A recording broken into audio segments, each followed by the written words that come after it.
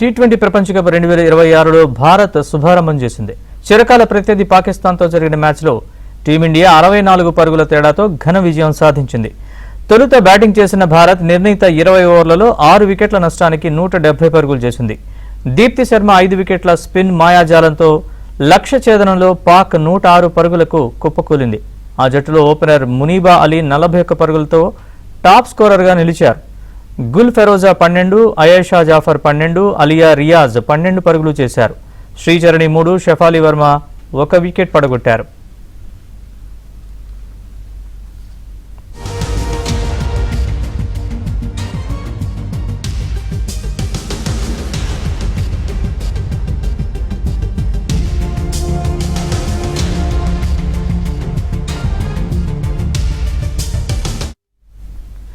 T20 మహిళల ప్రపంచ cup 2026లో Bharat శుభారంభం చేసింది. చిరకాల ప్రత్యర్థి పాకిస్తాన్తో జరిగిన మ్యాచ్లో టీమిండియా 64 పరుగుల తేడాతో ఘన విజయం సాధించింది. తొలుత బ్యాటింగ్ చేసిన భారత్ నిర్ణీత 20 ఓవర్లలో 6 వికెట్ల నష్టానికి 170 పరుగులు చేసింది. దీప్తి శర్మ 5 వికెట్ల స్పిన్ మాయాజాలంతో లక్ష్య ఛేదనంలో పాక్ 106 పరుగులకు కుప్పకూలింది. ఆ జట్టులో ఓపెనర్ మునీబా అలీ 41 పరుగులతో టాప్ స్కోరర్గా నిలిచారు.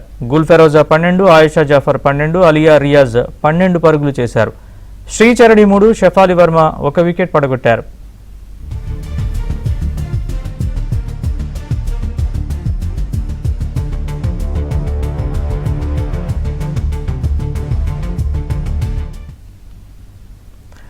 తొలుత టాస్ గెలిచి బ్యాటింగ్ దిగిన టీమిండియా నిర్ణీత 20 ఓవర్లలో 6 వికెట్ల నష్టానికి 170 పరుగులు చేసింది. స్మృతి మందన 68 కీలక ఇన్నింగ్స్ ఆడింది.